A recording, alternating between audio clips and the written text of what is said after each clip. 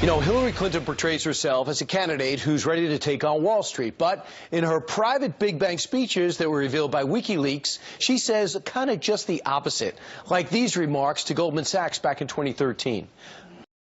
Now, I would like to see more successful people run for business people run for office. I really would like to see that because I do think, you know, you don't have to have $30 billion, but you have a certain level of freedom. Here to debate is the co-founder and co-chairman of Great America PAC, Eric Beach, and Democratic strategist and Fox News contributor Rich Fowler.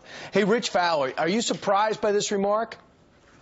Here's the thing. I think that this is really deplorable and disgusting that WikiLeaks continues to sort of influence our elections in a very, very awful way. I mean, I don't care if you're a Democrat or Republican. The fact that we have foreign entities influencing our elections by releasing private emails is pretty disgusting. I agree. But having said that, as these speeches come out, for all those Sanders supporters out there right now, can you blame them if they're a little red-faced?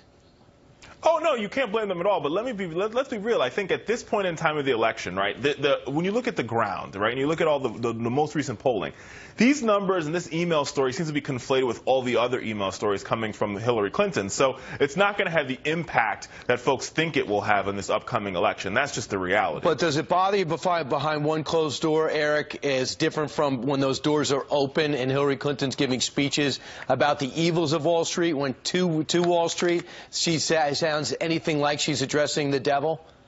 Yeah, I mean, her rhetoric is what we should be focused on, not the sourcing of it. I mean, the sourcing of it, we want to know.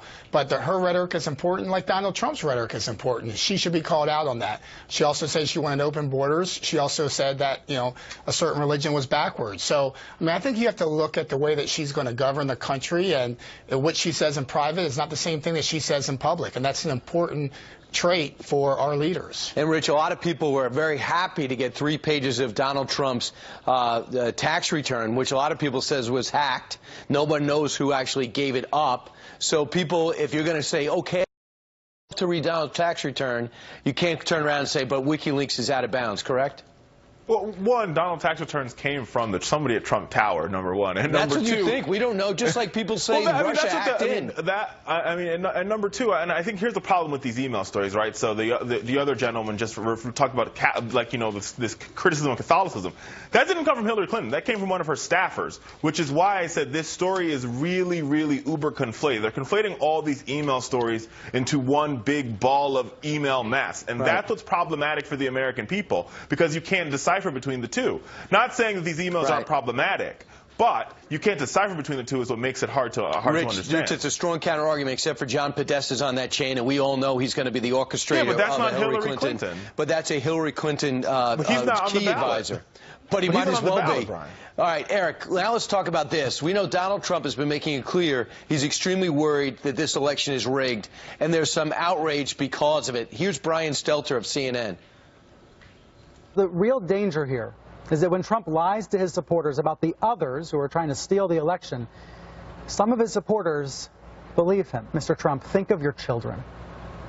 America is great partly because everyone accepts the results of elections for decades in the past and hopefully for decades to come. Inventing a conspiracy theory is no way to make America great again. So if he thinks of his children today, do you think he won't say that, Eric? Do you agree with Brian Stelter this is extremely dangerous? No, I don't. Look, there's government accountability that we need to hold in a higher standard. Right now, we don't trust our government agencies. We don't trust the media. So to say we're going to accept the election results, we're going to accept, you know, the media's reporting on certain issues and certain topics, it's malfeasance. The reality is... That's insane. That's insane. Well, wait. Let me just correct the record here, Brian, if I can. Wait a minute. There's 50 states. I tell you what, there's 50 states, and every state runs their election, and every state runs their election with integrity. Behind me in this Capitol, the Speaker of the House, Paul Ryan, said the same thing on Friday. So when Donald Trump goes around talking about that the government is quote unquote rigging the election, he's condemning every Secretary of State across this entire country. There's no cybersecurity issues on your earth. There's been 7 or 8 tests about different rigged systems. So then let's work together to fix our election system. Let's not condemn it. And accountability. Have some accountability for government.